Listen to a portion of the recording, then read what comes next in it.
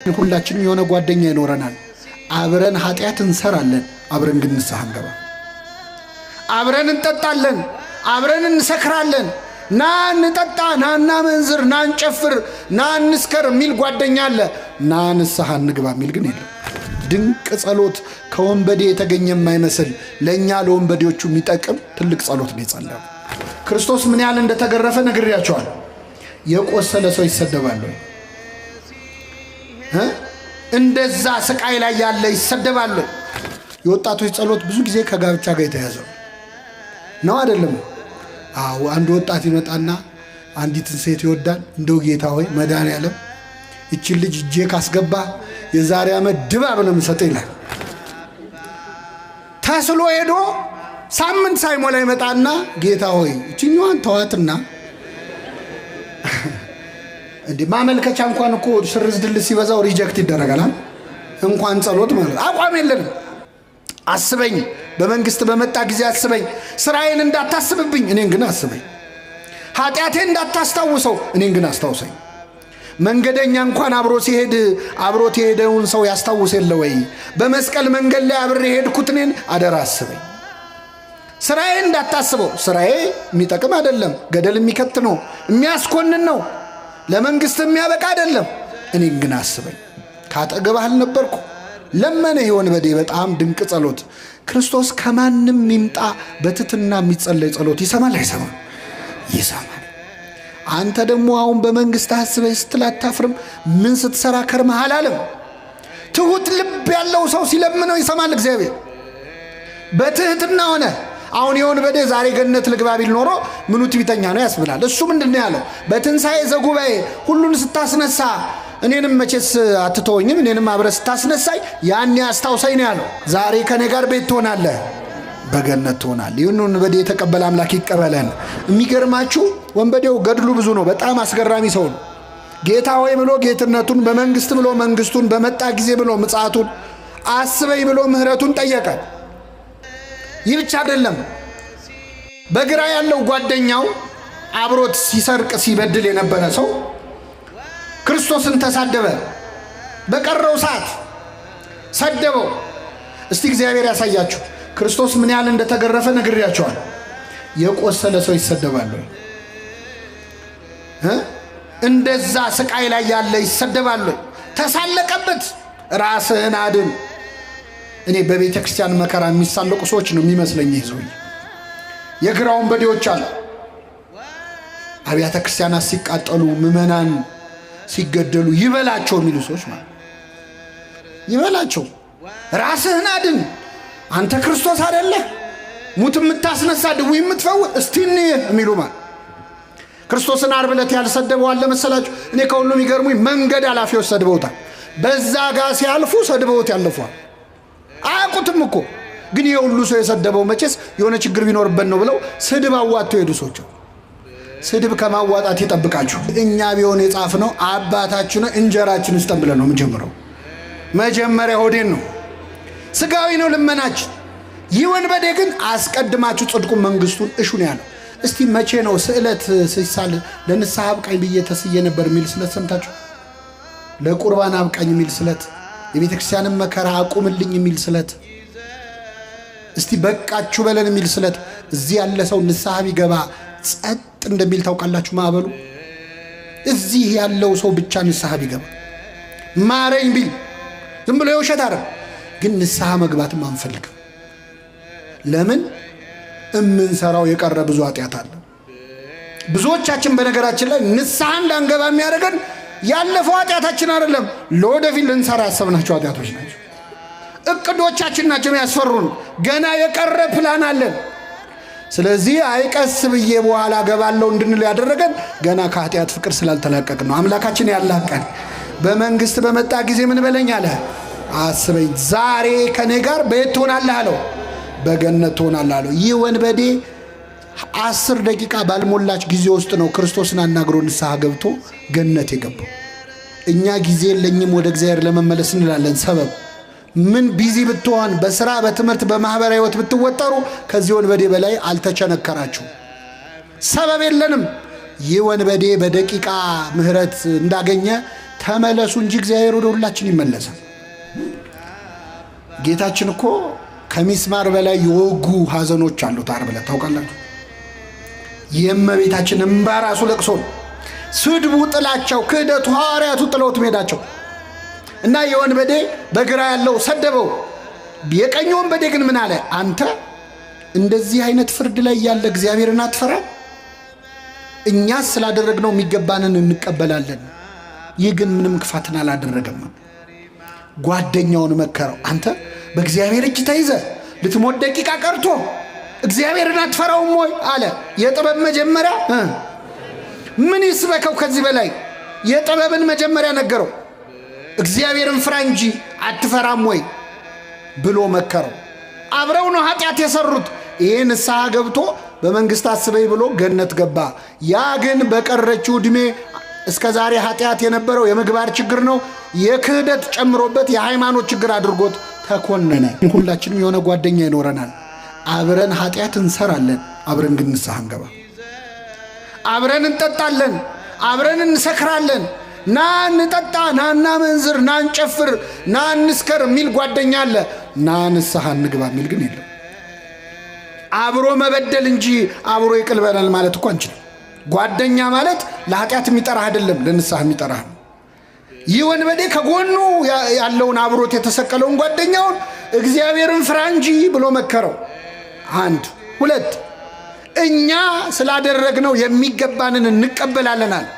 ለተረገመው የመስቀል ሞት የሚያበቃ ኃጢአትን ምን ብለናል? ሰርተናል አለ። ተአምኖ ኃጣው ማለት ኃጢአቱን አመነ። ሶስተኛ ማንም ያልመሰከረው ምስክርነት ሰጠ። ከኔ ጋር በሉ፣ ይህ ግን አይሰማም። ምንም ክፋትን አላደረገም። ማንን ነው? ክርስቶስ። ዓርብ ዕለት ክርስቶስን ምንም ክፋት አላደረገም ብሎ የመሰከረለት ሰው አለ? አይናቸውን ያበራው ሰዎች አይኔን አበራው እንጂ ምን አጠፋ ብለዋል አላሉ። 12 ዓመት ደም ይፈሳት የነበረ ሴት ደሜን ቀጥ አረገው እንጂ ምን አረገ አላለች። አንድ ሰው እኮ ሊመሰክር አልመጣም። አይገርም? 38 ዓመት የተኛው ያ በሽተኛ አልጋን ተሸክመ ሂድ ብሎ ክርስቶስ የፈወሰው ታሞ የተነሳ እግዚአብሔር ረሳ። የሚገርማችሁ ሐሙስ ዕለት ክርስቶስ ሊቀ ካህናቱ ፊት ሸንጎ ቀርቦ በጥፊ መታው። አንድ ሰው እየመጣና ሲመታው ለምን ትመታኛለህ አለ ክርስቶስ። ለምን ትመታኛለህ አለ። እንዴ ክርስቶስ ያ ሁሉ ጅራፍ ሲወርድበት ለምን ትመቱኛላችሁ ብሏል? ይሄ ሰውዬ በጥፊ ሲመታው ግን ለምን ትመታኛለህ አለ። ለምን መሰላችሁ?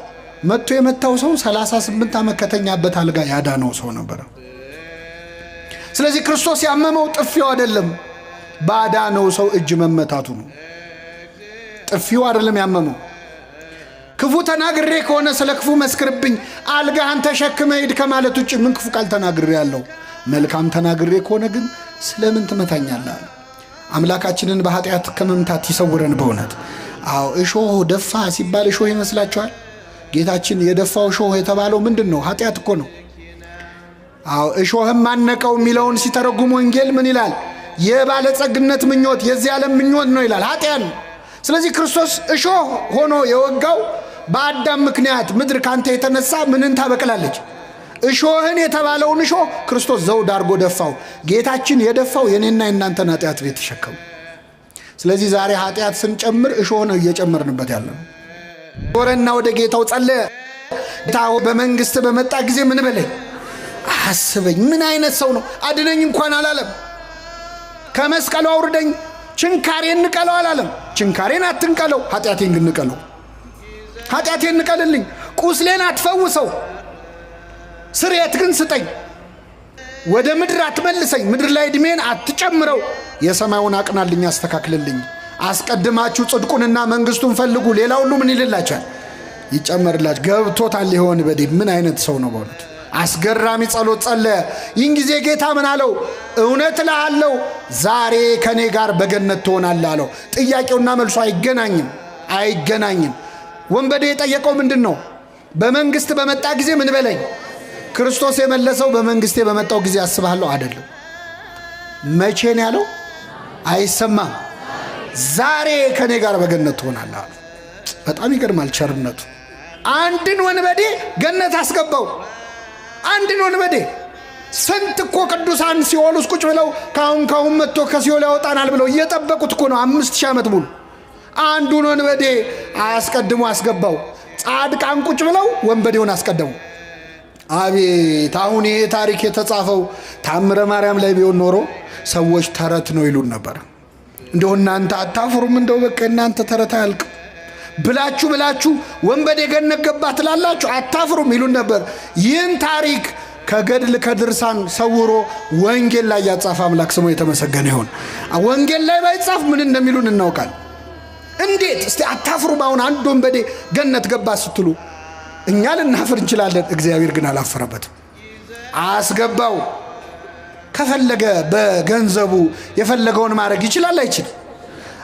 በላይ ሰባሁን በጥርኝ ውሃ በትንሽ ውሃ ገነት ገባ ሲባል ደማቸው የሚፈላ ሰዎች እንዴት በትንሽ ውሃ ይላል? ውሃው በበርሜል መሆን ነበረበት። እግዚአብሔር በትንሹ ማዳን ይችላል አይችል? በጥቂትም በብዙም ማዳን ለእግዚአብሔር አይቸግረውም ነው እና አስገባው። ግን ገርሞናል መቼስ የእግዚአብሔር ምሕረት እኮ በጣም ይገርማል። ለኛ አይምሮ እኮ ይከብዳል። እኛ ለራሳችን እንኳን ይቅርታ እናደርግም። እሱ የሚምረንን ያህል እሱ የሚተውልንን ያህል እኛን ተውም ለራሳችን። አንተ ራስን ይቅር ባትለው ራሱ እግዚአብሔር ይቅር ይላል፣ ይምርሃል። እና አንዳንዴ ምሕረቱ ከሰው አይምሮ በላይ ሆነና አይ እዚህ ጋርማ ይበቃል እንላለን። እኛ እስከሆነ ልክ ስለሆነ ይቅር የምንለው እግዚአብሔርም እንደኛ እንዲሆን እንጠብቃለን። እሱ ግን እንደዛ አይደለም። እኛ ሰው ለመጥላት ሰበብ ነው የምንፈልገው፣ እግዚአብሔር ሰው ለመውደድ ሰበብ ነው የሚፈልገው። እኔ በምን ልቀየመው እያለ ነው እኛ መከራ የምናየው፣ እሱ ደግሞ በምን ልማረው ብሎ ነው መከራ የሚያየው።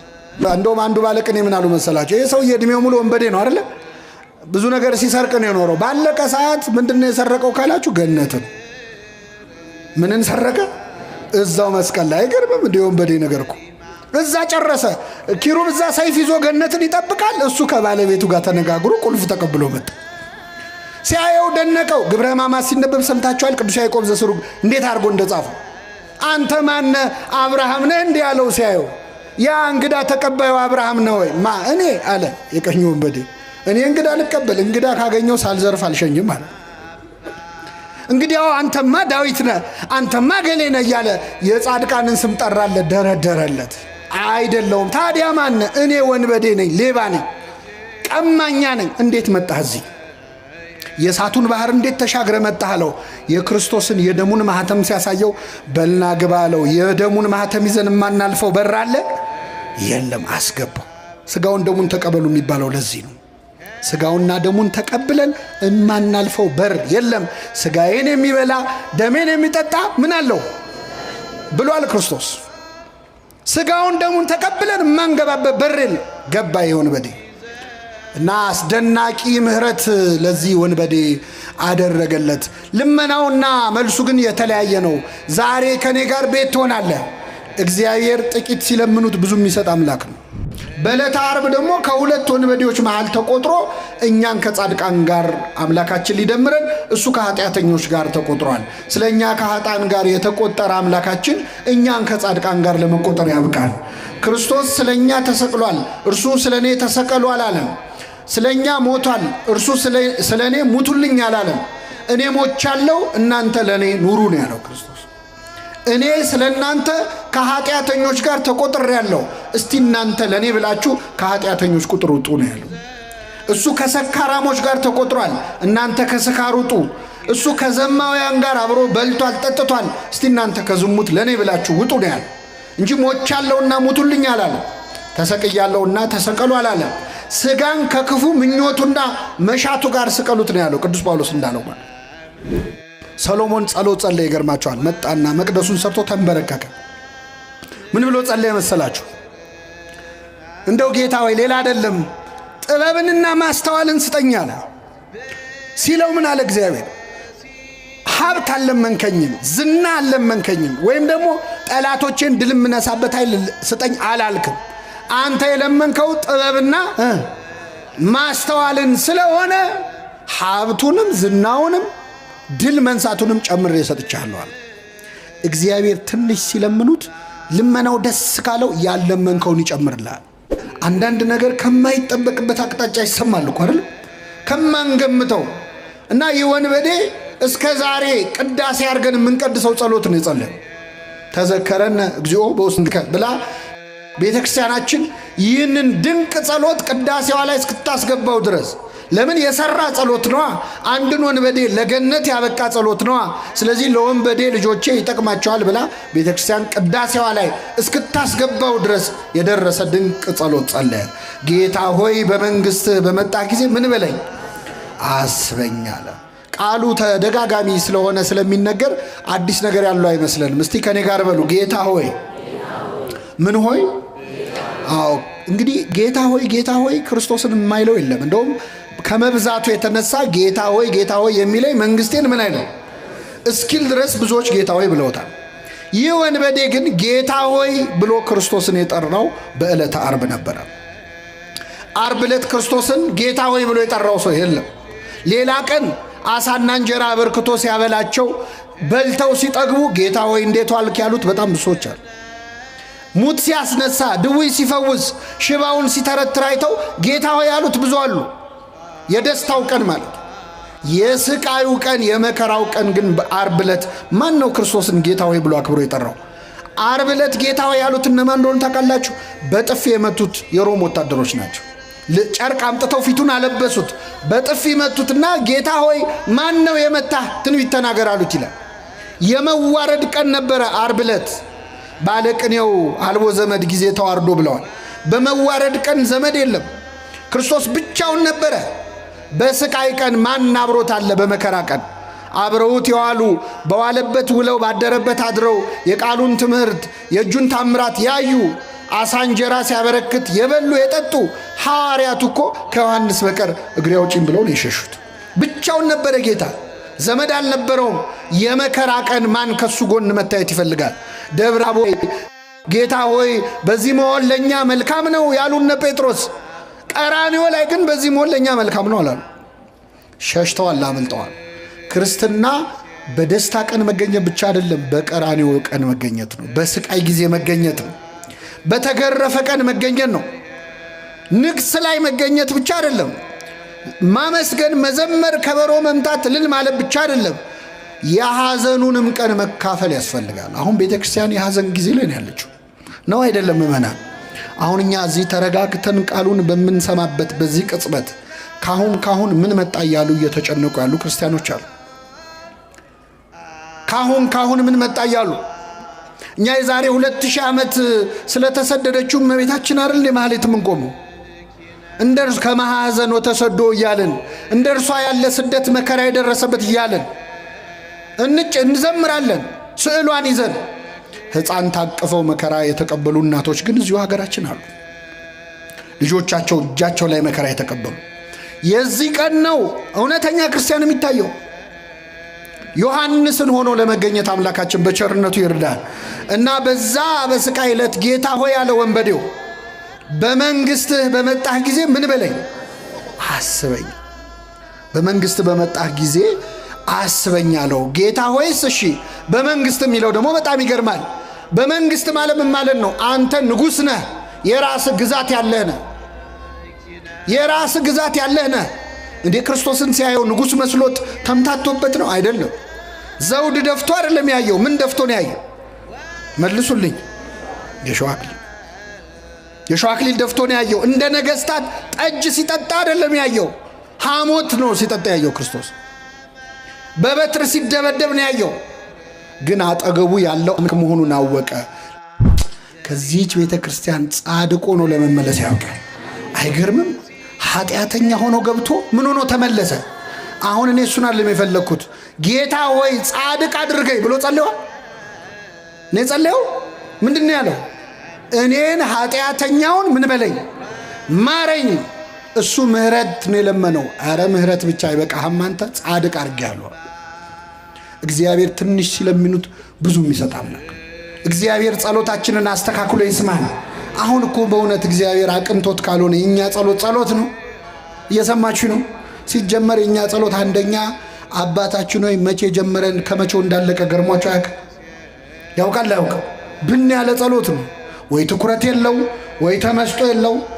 ለምነው ምድራዊ ነገር ይሄ ወንበዴ ከኛ እንዴት ተሻለ? ጌታ ሆይ በምን አስበኝ ነው ያለው።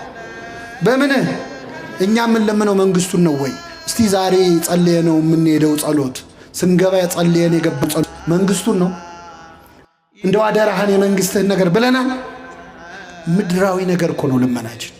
ለምደነው ነው እንጂ እኮ ደም በደም ሆኖ እያዩ ማመን ይቻላል ወይ? ክርስቶስ እየተገረፈ እያየ አምላክነቱ እንዴት ታያል?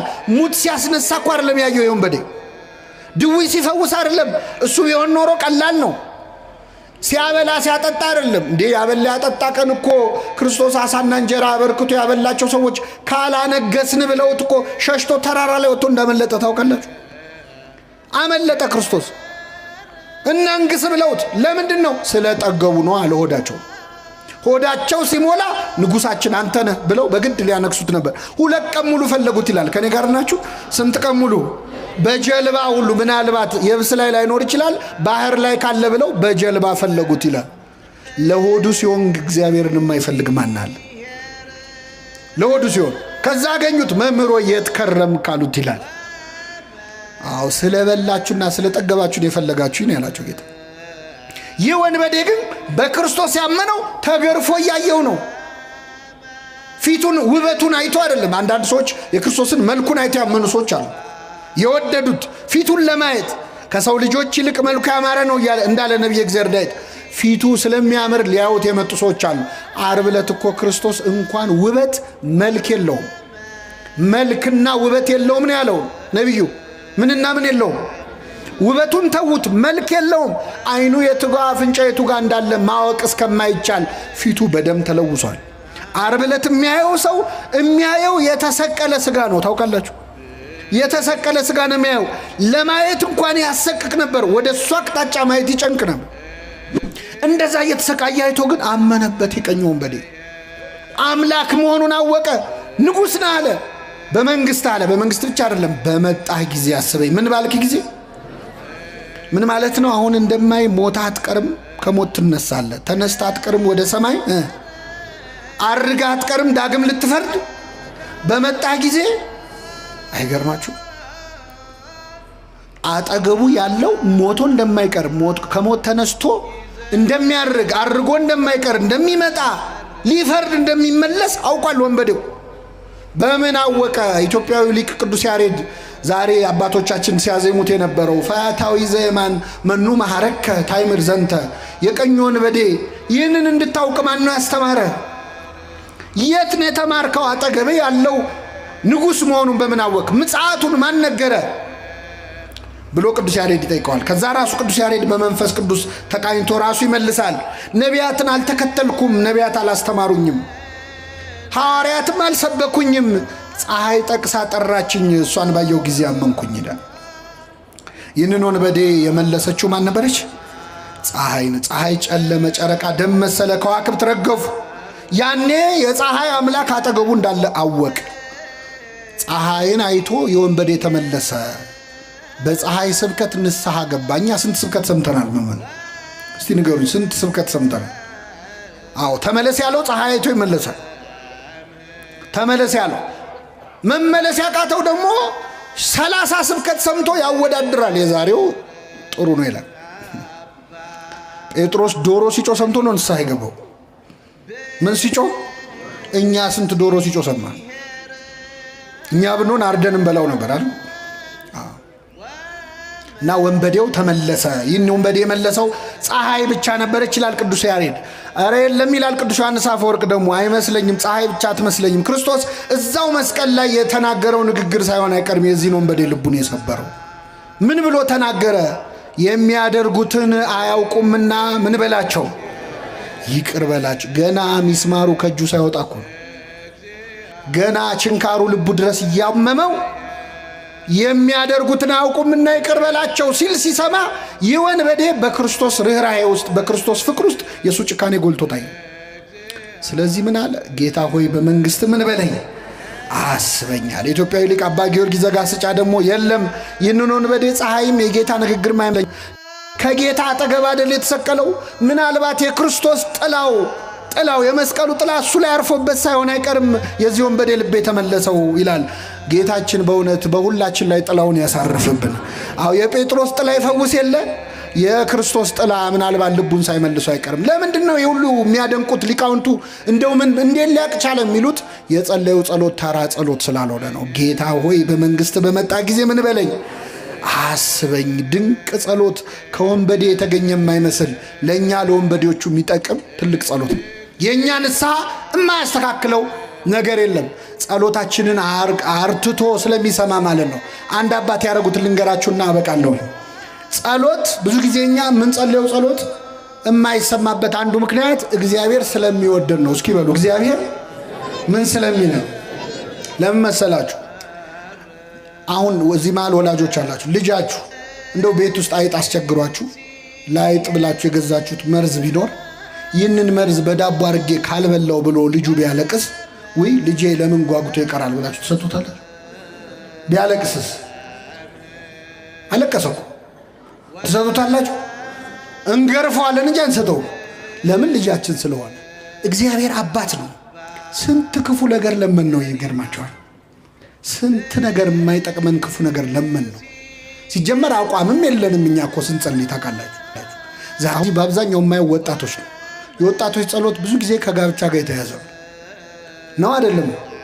አዎ አንድ ወጣት ይመጣና አንዲትን ሴት ይወዳል። እንደው ጌታ ሆይ መድኃኒዓለም እቺን ልጅ እጄ ካስገባ የዛሬ ዓመት ድባብ ነው የምሰጠው ይላል። ተስሎ ሄዶ ሳምንት ሳይሞላ ይመጣና ጌታ ሆይ እቺኛዋን ተዋትና እንዴ ማመልከቻ እንኳን እኮ ሽርዝ ድልስ ሲበዛው ሪጀክት ይደረጋል። እንኳን ጸሎት ማለት አቋም የለንም። ዛሬ የምንፈልገው ሌላ፣ ነገ የምንፈልገው ሌላ። ዝብርቅርቅ ያለ ጸሎት ነው የምንጸልየው፣ ግን ይሰማናል እግዚአብሔር። አይገርም? ጸሎቴን ያልከለከለ በሉ እስኪ እግዚአብሔር ይመስገን። ምን መሰላችሁ? ልትጸልዩ ስትመጡ ዝም በል ይላል እግዚአብሔር። ስንት ነገር ስታወራ ከቤት እዚህ እስክትደርስ እያማሽ መጥተህ ተሳድበህ ክፉ ተናግረህ መጥተህ አማትበህ ልትጸልይ ስትል በል ዝም በል በዚህ አፍማ እንዳጠራኝ ይላል። ጸሎቴን ያልከለከለ እግዚአብሔር ይመስገን ይሰማናል። የመላእክቱን ምስጋና በሰማበት የኛን ይስማ። አይገርምም? መላእክትን በሰማበት ይሰማናል። የነሱን መዝሙር በቅድስና የሚዘምሩትን በሰማበት የኛን ይሰማል። ከኃጢአተኛ አፍ ምስጋና ለምን ነው አይልም። በኃጢአት ተወደስኩ በኃጢአተኛ ሰው አፍ ተወደስኩ ብሎ አይቀየምም፣ ይሰማል፣ ያርማል። ጸሎቶቻችንን የሚጠቅሙንን ወስዶ የማይጠቅሙንን ይተውልናል። የለመነውን ሁሉ ስላልሰማን ስሙ የተመሰገነ ይሁን። የለመነውን ሁሉ ቢሰጠን ገደል እንገባ ነው። እምንለምነውን እንደማናውቅ ያውቃል። ይህ ወንበዴ ግን ብዙ እርማት የማያስፈልገው ጸሎት ጸለየ። በመንግስት በመጣ ጊዜ ምን በለኝ አለ። አየለም ጊዜዋን ብቻ አስተካከላት እግዚአብሔር። ጊዜዋን በመንግስት እስክመጣስ አላስጠብቅህም። መቼ ከኔ ጋር ትሆናለህ? የቀበሌ ቤት ይዞ እንዴት ባህታዊ ይሆናል? መሀል ከተማ ውስጥ። አሁን ደግሞ የመጣብን በዚህ በሚዲያ ዘመን የዩቲዩብ ቻናል ያለው ባህታዊ አለ። ሰብስክራይብ አድርጉ የሚል ማለት ነው። ጉድ ነው። እስቲ የዛሬ 3 ወር ዓለም ያልፋል ብሎ ትንቢት ይናገራል፣ ግን ሰብስክራይብ አድርጉ ይላል። ዓለም ካለፈ ለምንድን ነው ሰብስክራይብ የምናደርገው? በሰማይ ልናየው ነው? መቀለጃ ሆነናል በእውነት። ከዚህ ጠብቀን እግዚአብሔር። ተከትለው ሲያዩ ሰውነቱ በፀጉር የተሸፈነ ሰው ይጸልያል ያልጎመገሙ ቀረብ ሲሉ በጣም ያስፈራ ሰው ገረማቸው። ጸሎቱን ግን ሲሰሙ ደነገጡ። የሚጸልየው ምን ብሎ ነው? ጌታ ሆይ አትማረኝ ብሎ። ምን አትበለኝ። ብሕትውናው ይገርማል፣ ምናኔው ይገርማል፣ ጸሎቱ ግን ያስደነግጣል። ከዛ ቀረብ ባሉትና እጅ ጸፍተው ቀሰቀሱት። መጣ፣ ተሳለመ መስቀል። ማነ? እንዴት ነዚህ ምን ትሰራለህ? እንደዚህ ነው። ስንት ዓመት ወዲህ እኔ ያህል ጥሩ ነው ያለ ያስከው ነገር ግን የምትጸልየው ጸሎት በጣም ይከብዳል። ምን ነው አለ። አትማረኝ የሚል ጸሎት ከየት ነው ያመጣኸው? አይ አንድ መነኩሴ መተው ነው ያስተማሩኝ። አይ ሰይጣን የተጫወተባሉት። ሰይጣን መነኩሴ ነው ብሎ መጥቶ የውሸት ነገር አስተምሯል። እና ምን ብዬ ልጸልይ አለ። አባታችን ይበላል አላውቅም አለ። ቅድስና እንጂ እውቀት የለው። አላውቅም አለ። እውቀት ያስታበያል፣ ፍቅር ግን ያንጻል ይላል ቅዱስ ጳውሎስ። አይገረማቸው። ቁጭ አድርገው እኔ እናንተ የምናውቀውን አቡነ ዘበሰማያት ቁጭ አድርገው አስተማሩት። አባታችን ሆይ በሰማያት የምትኖር ስምህ ይቀደስ፣ መንግስት ትምጣ። በደንብ አስጠኑት። ከዛ ሲችለው በል በቃ እኔ ልሄድ ነው ብለው ተሰናብተውት በጀልባ ተሳፍረው ሄዱ። ቆሞ ሸኛቸው እጁን እያወዛወዘ በጣም ደስ ብሎት በፍቅር አሁን አዲስ ጸሎት ተምሯል። ሊጸልይ ወደ ዋሻው ተመልሶ ጀመረ ጸሎቱን። አባታችን ሆይ በሰማያት የምትኖር ስምህ ይቀደስ ብሎ ጠፋበት። ቆይ ልመልሰው። በሰማያት የምትኖር ስምህ ይቀደስ ጠፋ ቢለው ቢሰራውም ቢያል አይ እኚህ ሰውዬ ሳይርቁኝ በፊት ልድረስባቸውና ይንገሩኝ ብሎ ሮጦ ሄዶ ጀልባውን አስቆመና ስምህ ይቀደስ ብሎ ቀጥሎ ምንድነው አላቸው። ሮጦ ሄዶ ነው ያልኳቸው። በምን ላይ ነው የሮጠው? አይሰማም። ሲያዩት ውሃ ላይ እየሄደ ነው። እሳቸው ምን ላይ ነው ያሉት? እና ስምህ ይቀደስ ብሎ ምንድነው ሲላቸው በሌኔ ወንድም እንደ ድሮ አትማረኝ ብለህ ቀጥል አሉት። እግዚአብሔር ጸሎቱን ሰምቶታል አልሰማውም? ሰምቶታል። ለምንድን ነው የሰማው መሰላችሁ? እግዚአብሔር የሰማው ያለውን ሳይሆን ለማለት የፈለገው ነው።